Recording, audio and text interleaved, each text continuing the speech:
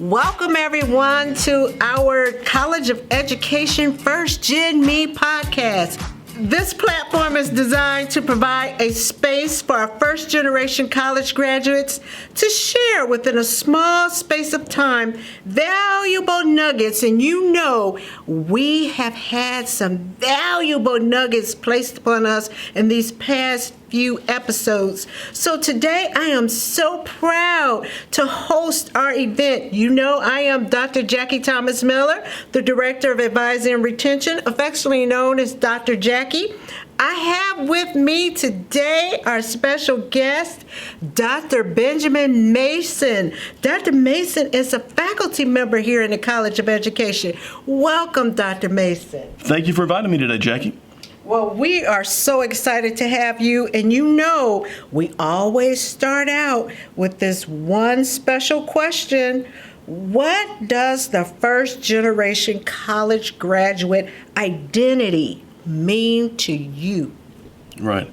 So I spent a lot of time thinking about this after you sent this question out and I think, obviously any student group is wide and diverse and has a shockingly wide range of opinions and values. But I think for the one that I most connect to, the one I think about the most, the one that I think is very often the group that gets left behind is they tend to be first generation college graduate, and they tend to be generational poverty. And I was in that group. My wife was in that group, and I have a couple of my most vexing students, and since I became a professor on the other side, we're also in that group. Very often, you have to combat your own family stereotypes to go forward. You're having to often burn bridges with family members. People question your sort of connection to the family identity. We're not those people. Who do you think? What kind of person do you think you are? And in order to do so, you have to be very much a fighter. But once you get to the halls, once you get here, you're not supposed to be that. You can be that, but you're not supposed to present like that. I joke that if I ever write a book about this, it'll be called "Please Enter Politely After Kicking Down the Door," because I think about like a soldier coming home and they don't know how to deal with peacetime. Is that colleges are built on very middle class values. We're very polite. We're never too direct in our communication style. This is in poverty. Anything other than direct communication is seen as a sign of something to be distrusted. Like I don't know, this person's not being straight with me, and I see very often students that they come in, they're a little defensive. They need help, but they don't want to ask for it because it feels like weakness. Right. And it feels like you're showing everyone that you're weak. And and this is something that I talk to them directly. I'm like, if you need help, you have to ask for it here. If you are frustrated with something that's going on, if you're overwhelmed, you have to not only do you have to seek help from the professional, but it can become very antagonistic. One of my favorite counseling psychology quotes, I was trained in that work, but I don't do that work, but I still read it, was that the psychological purpose of blame is to discharge shame. And ever since I read that quote maybe 8 years ago, I've tried to find a situation in which it doesn't fit. And it fits to me every time. So when a student is struggling, their grades are slipping, they're turning things in late, they've had this identity as a fighter. They very often have been the highest achieving members of their group, of their school, of their low income neighborhood, and now they're confronted with other people who have resources, skills that they haven't picked up. Right. So very often they get a little belligerent because it has to go out pressure wise, and they can't absorb it. It's too much. Already there's in a bit of identity crisis. And so I've seen this in others. I try to head it off. Sometimes it works and sometimes it doesn't. It's a lot to absorb that you're not a superstar anymore because you've moved to a totally different league of competitors. And the teaching pleasing behavior for some students is they're like the Michael Jordans of teacher pleasing behavior, whereas the student next to them might be a better student, might be smarter, might even be harder working too, but they're not giving the teacher the bread that they want. And they're not nodding, they're not smiling, they're not agreeing. When they send an email, they're too abrupt. And these are the things that I think hold those kids back. I dropped out of college myself. I had to go back when I was close to 30, and was Old Man River in graduate school. And I was. They sang that song, Old Man River, every time I walked down the hallway. And it was, and that was because I had to process my own childhood, and I had to get to the right mental space to say, like, okay, what is it that they have to teach me? And saying okay doesn't necessarily mean that you're kneeling. It just means that you're saying, okay, this is the rules of this game as I play it right now, even if I don't think they're fair. And Dr. Mason, you mentioned two important points that we talked about in other episodes. Ryan Farrow, who is our teacher education recruiter, he talked about that generational poverty, having to deal with his family identity, stepping outside of the box, and like you said, had to kick down the door because it wasn't even in the cards for anybody in his family to go to college. And then Dr. Obenchain, she talked about we need to ask for help. Oftentimes when we're first generation college students, we just think, like you said, it's a sign of weakness to ask for help. And you talked about your journey and how you actually dropped out, but you came back. And that's very important because, oftentimes as first generation college students, I know they're going through these crises and they're going through all these things in their head. You brought up so many important points. And repeat that quote again for me.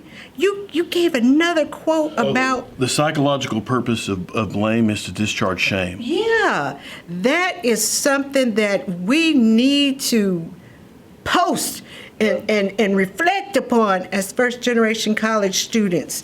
And you did mention, and we're going to have as one of our future guests, your wife, Dr. Rose Mason. She's also a faculty member here in the College of Education.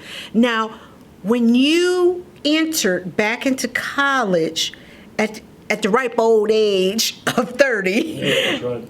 Were you all together? Because, she's a first-generation college graduate. Did she influence you? Were you together at that time? I think she probably badgered me a bit. I was in East Texas, and so you got to be really careful. Being the smartest guy in the room in East Texas is a dubious honor at times. And that old quote about if you're the smartest guy in the room, then you probably need to find a different room. And she was probably she was challenging to me, even though she was much quieter then. And that how smart I was didn't matter so much as what you'd accomplish. You have to get to the save points of the game. Graduate, your associate's degree, your bachelor's degree, your master's degree, these are all save points. Your license and accreditation. Once you've gotten those, no one can ever take that away from you. The publications work the same way for those who are professors, but you have to get to the save points. You can't make excuses because there's always a reason. There's always an unreasonable professor. There's always an unreasonable parking ticket that you can't pay, and there's always going to be a health crisis every other semester for someone. There's going to be deaths in the family, and I talk about these things. So I had a rough time of it, but I had it better than a lot of students. I've had students of mine that when they got their financial aid as graduate students, their families asked for money because they knew that they had gotten notification that they had received cash. Right.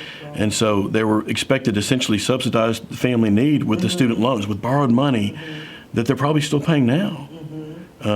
For us it was we joke when my only real student loan, because I sought funding opportunities, was paying off a car to go to graduate school, and my wife's only real student loan was paying for our wedding. And so, which is funny, right? But there was no other option at the time. There was no other. This is a weird experience for people who are raised in middle and upper middle class to talk about. When I was at A&M, I taught child development, and I used to give the Heinz dilemma. And if you're not familiar with the Heinz dilemma, Heinz's wife is dying of this curable disorder, and there's only one person who has the cure, in the town, and he's a chemist, and he wants to charge like $10,000 for this cure. And Heinz tries to sell everything he can, ask everyone he can for money. He can't come up with the money. Should he steal it? It's actually a moral dilemma, and it's not about whether he should steal it or not. It's about your reasoning, because the reasoning determines whether or not. Because you can say no, he shouldn't because it's universally wrong to take others' property, or you could say no, he shouldn't. Yes, he should, because life is more important than property. Period. Both of those are actually on the same level of sort of ethical reasoning. They're universal values and principles, and that's what they're about. And I remember I spent 20 minutes with my group struggling because they could not fathom that someone could not get $10,000 if they had to. I was like, I can tell you with an absolute certainty in my entire childhood that my family could not have laid hands on $10,000 given 2 months, no matter what had happened. It was not going to happen.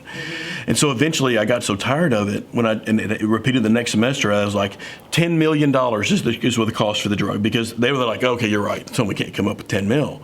I was like, I just can't have this argument again. But they couldn't stretch their brain to even consider that, because they had never been in a place of want. Right. You know, if you've never run the risk of having to move before they put the lock on the door, so you have to get what stuff you can carry with you out, you don't understand this place. Right. You know. Right. And you know, I appreciate you sharing your story, because it's going to really impact our first generation college students, because I know they're going through this right now. I know somebody out there is saying exactly what you're talking about. $10,000, that's like $10 million to my family. So you brought in a lot of perspectives today, and I really appreciate it. And I really hope that our students will really seek out some of our first generation college graduates that we have here at the College of Education, because each one of us has so much to offer in regards to mentorship, just advice. Just come down and have a seat with one of us and just have a talk, and let's talk about the journey and how we got through, because you can get through. And I really appreciate you joining me today, Dr. Mason. And can you close us out again with that special quote? Oh, that the psychological purpose of blame is to discharge shame. So we don't want to feel weak. We don't want to feel like we're exposed in any way, and so very often we'll act in sometimes aggressively, sometimes overly defensively, to the point where it reads as aggression to people that are raised in middle class backgrounds. But in reality, it's just a person that's hurting. You know, and I do think at the end of the day we're operating from either love or fear. You know, and so one of those two places. If someone is overreacting in a college context, it's almost always fear-based. I just hope that our students do not let fear diminish their dream of becoming a college graduate of Purdue University. And once again, I'd like to thank everyone for joining us today. This is Dr. Jackie Thomas Miller. Remember, we're here in Bering Hall. We're on the 3rd floor, 4th floor, 5th floor, 6th floor, because you know our faculty members and our administration are here for you.